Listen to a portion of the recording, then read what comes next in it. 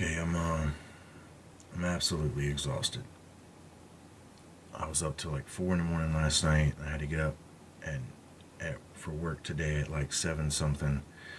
I didn't really have to go to work at 7, but I was just awake because I knew I needed to go, and I couldn't sleep. So I'm gonna try to get some rest tonight. But I'm gonna do this last video. Hopefully, this will um this will get me your attention, so that I can share with you some of my insights. And I'll be coming back tomorrow evening to talk more about Shinar and all the biblical descriptions that describe it as it relates from Zechariah all the way to Revelation chapter 12 with that woman with the moon under her feet. And this connection with the ephah and all of that, how it's going to tell us a fluid story from the Tower of Babel, trying to reach till heaven, till now, with this Zerubbabel character who was supposed to complete the temple building, and then the real dynamics of what this temple is all about, and then why I showed you a picture of Solomon's temple, and then said it's in connection with the moon. It's not in connection with the moon like you're thinking as Solomon's temple, because you remember what Jesus Christ said. He said that the temple is one that's built without hands. He's talking about the body. So there is a house of wisdom that has been built, a body, a temple on the moon. And we know whose that is. And we'll explain a little further about that. Now there's also another temple that is associated with Babylon, as I told you, ecclesiastical.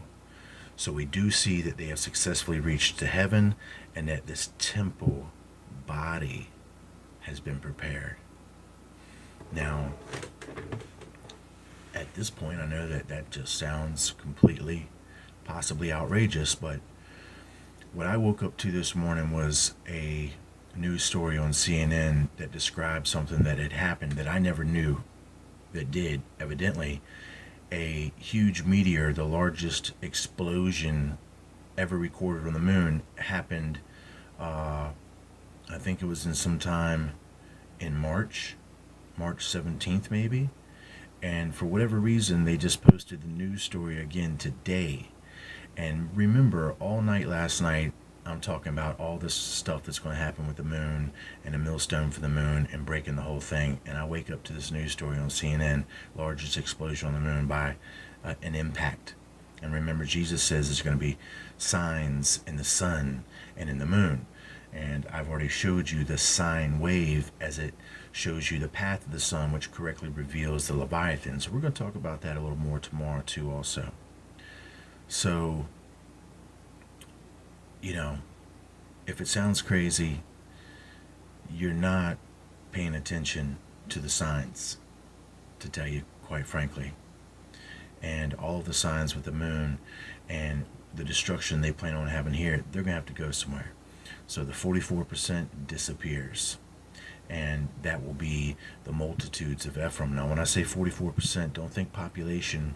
We're thinking symbolic. We're thinking this is the 44th president of the United States, dealing, of course, with Ephraim. Israel dispersed 44 kings. The 44% of the monatomic coal disappears into the field of Sharon. And then we know Sharon is in relationship to two pasture land, of which the name Ephraim translates to. So Ephraim occupies a two pasture land.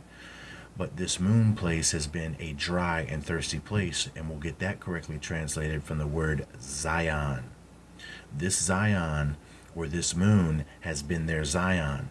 And then if we look into the original ancient root descriptions for Zion, we're going to find out it relates as a dry place. This particular Zion, because it's the false Zion that has not the water word of Jesus Christ. Of course, the dark side of the moon isn't getting the light of the sun. The light of the sun is representing also the word of the sun, which is the water of the sun. Therefore, she's in a dry and thirsty ground, Ezekiel chapter 19. And when it says she, we're talking Ishtar, we're talking the woman with the crown of stars, with the moon under her feet. And That's going to relate to the very same wickedness that we see in the ephah with this measure that's going to the moon. And the measure also is going to be related to water, and this water is in relationship to the cup. And of course, when the water breaks, the cup comes. Second cup, woman in travail. So those are some of the things that we'll talk about tomorrow that can successfully at least show you, at least, that I feel that I know what I'm talking about. So now I'm going to do my best to help you understand chapter 2 of Zechariah. This is the continuation. Before I begin, it'll probably just be easier for me to keep it here and let me read.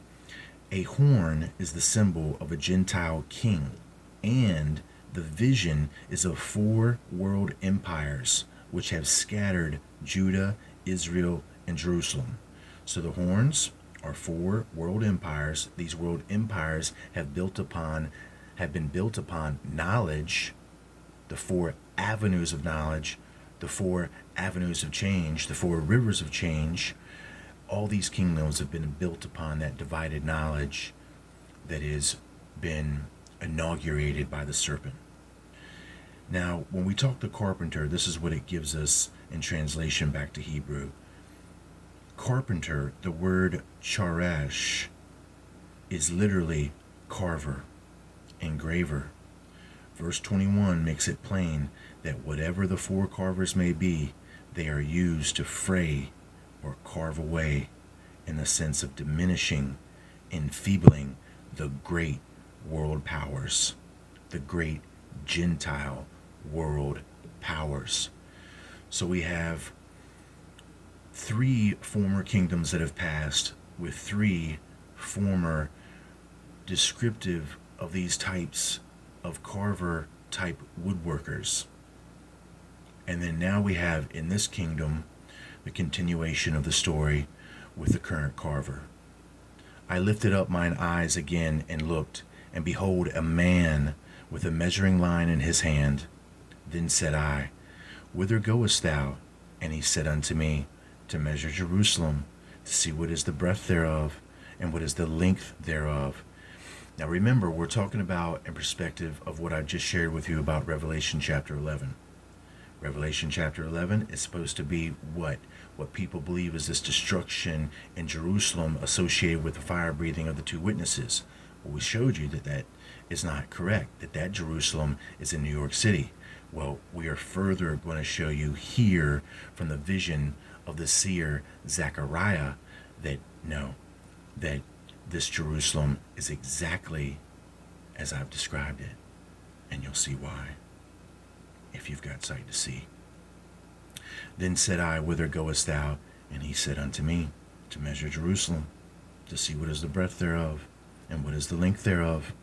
And behold, the angel that talked with me went forth, and another angel went out to meet him, 2 angels, and said unto him, Run, speak to this young man, saying, Jerusalem shall be inhabited as towns without walls for the multitude of men and cattle therein.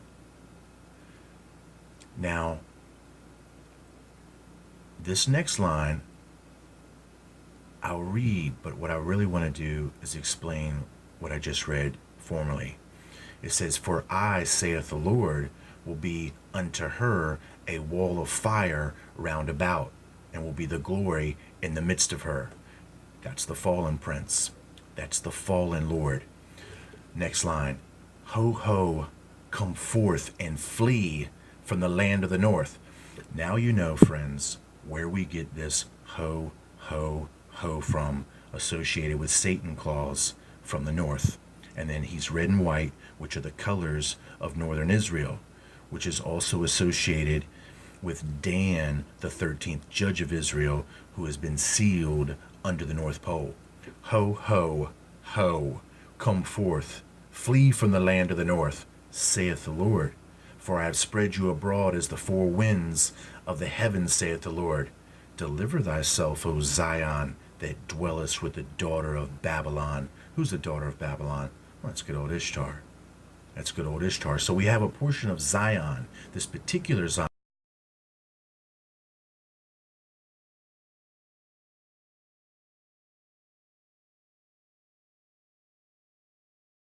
sacred feminine, as I told you, was associated with this plan to create the genetic admixture to produce the descendancy of the Elites. So this is the mingling, as you see here, with this plan for them to seduce the women of men. So the ho ho ho come forth is about these beings coming forth. And then you remember Jesus says, pray not that your flight be in winter. Well, as you know, the second cup, the timing is supposed to be within Cancer between June and July. And then the Bible says that the locust will have the power for some 5 months. And then after that period is when you could expect the possibility and all probability of the main potential of the arrival of the AC. And then if we go from June, July, and then count forward, June to July, July to August, August to September, September to October, October to November, and then November to December. So roughly, that's about a 5-6 month period, depending on the exact timing of the cup. Because if it happens later in July, it pushes us closer to the exact 5-monthing mark of around winter. Of course, that would be around December, of course, associated with Christmas, which is further associated with a Christ Mass, but we know that it's going to be a mass of those following the Antichrist. Ho, ho, ho, come forth. Now, there's going to be what's going to happen here, and I don't know, I guess I'll take the time to explain it tonight. But what you're going to see is there are 3 factions of deity that are going to be talked about between these titles of Lord, Angel of the Lord, and Lord of Hosts, or aka Lord of Spirits. And then this is what, if you don't understand this, when you first read this, you'll be blind to it. But if you give me the time to explain it verse for verse, you'll see it as clear as day.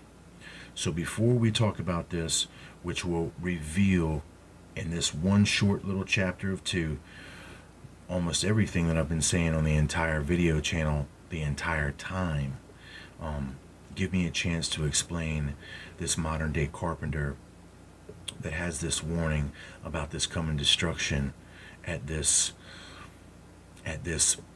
place that so many people assume is Jerusalem, but when now actuality it's Golgotha, New York City. And we're going to see Zechariah is going to outline it in his vision of an understanding he was given of this modern day carpenter who was the one who was going to be doing the revealing in this time. So now I'll read the first few lines, or I'll let you read the first few lines here again from chapter 2. And I'll start here at verse 3. And behold, the angel that talked with me went forth, and another angel went out to meet him. Now Zechariah is seeing a vision of this carpenter in the future age who is supposed to have the sight and the ability to see and warn about this coming destruction. So 2 angels, one goes out to meet him as instructed, and said unto him, Run, speak to this young man, saying, Jerusalem shall be inhabited as a town without walls for the multitude of men and cattle therein. Now I'd like you to immediately start thinking about the New York Stock Exchange. As I've said before, it's going to be exchange of the stock of cattle. What do they call the people? The sheeple. They call them the goyim, which is the cattle. They call them the herd. So in New York is the designated place to trigger the conditional exchange of the stock of peoples on this world. And as you know, this vengeful God wants to get rid of the believers in Jesus Christ and replace them with his supposed genetic upgrade of these supermen, when in all actuality he's only replacing them with blind guides, wolves, and false shepherds. So this angel is instructed to say to this man, but you got to understand the broadness of the experience, which is really only being conveyed in a few lines from the vision of Zechariah as he looks into the distance of time and begins to see a scenario take place between a modern day carpenter individual that is having an experience with a visitation from two angels that are giving him something.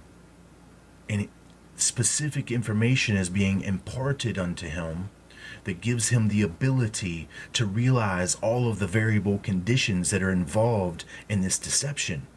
And this is basically how Zechariah does his best to explain it. And said unto him, Run, speak to this young man, saying, Jerusalem shall be inhabited as towns without walls, for the multitude of men and cattle therein. I'd like to call your attention, if I could, to a video series I did about Revelation 11.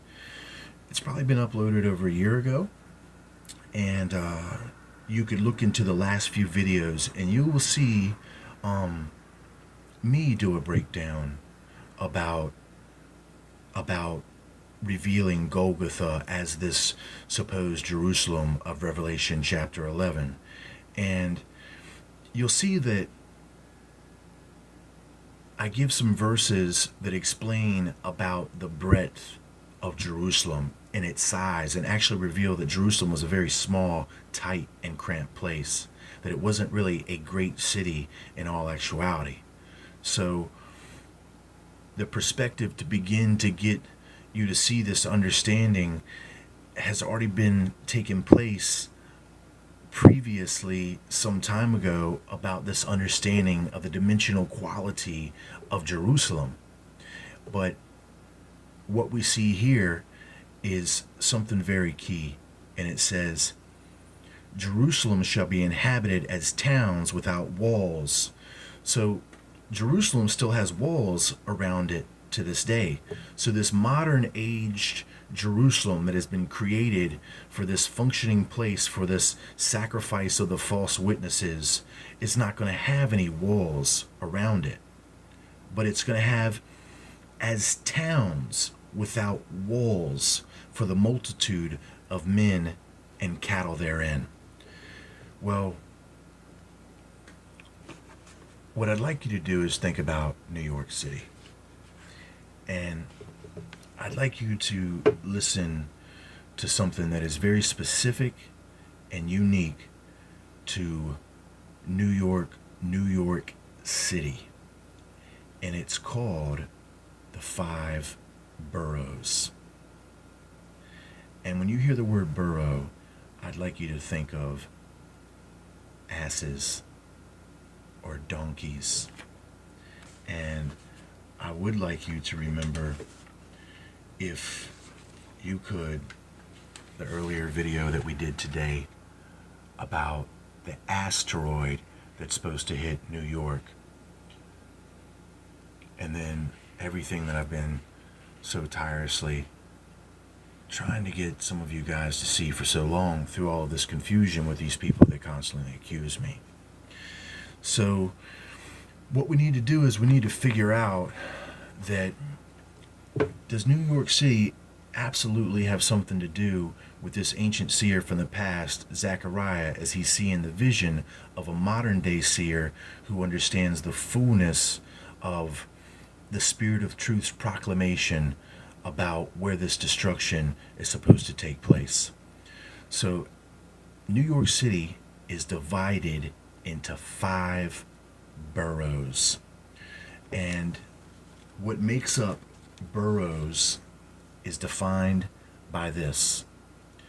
Under the general municipal law of the state of New York, a borough results when towns, villages, or cities merge into the county that they exist in. Under the general municipal law of the state of New York, a borough results when towns merge into the counties, basically into the political rule of the current county that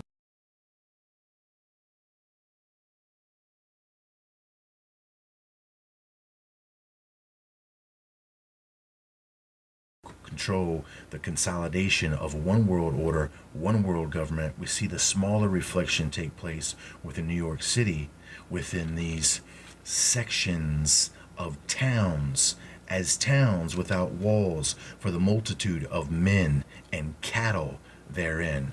And of course, we know the cattle are the goyim, of which they say are the sheeple. And we know that they want to destroy the sheep. And then this man understands what's going to take place at this place in Jerusalem. And then Zechariah correctly proclaims that this Lord has said, "For I, saith the Lord, will be unto her a wall of fire round about, and will be the glory in the midst of her." As I told you, the sacrifice is to bring him about. It's basically a dedication to the time when they were supposed to have fallen like stars to this world, and now they mock that in another variable figurative of this accusing stone coming to this world. Now it's a representative of this fallen light bearer as he comes to this world, and then this fire sacrifices in representation of his glory as he begins to supposedly take over authority as this new world order leader. And then, of course, we have right after this fire that surrounds this modern day Golgotha, which is a 5-borough divided township, we have those who soon come from the north. Ho, ho, ho. Now,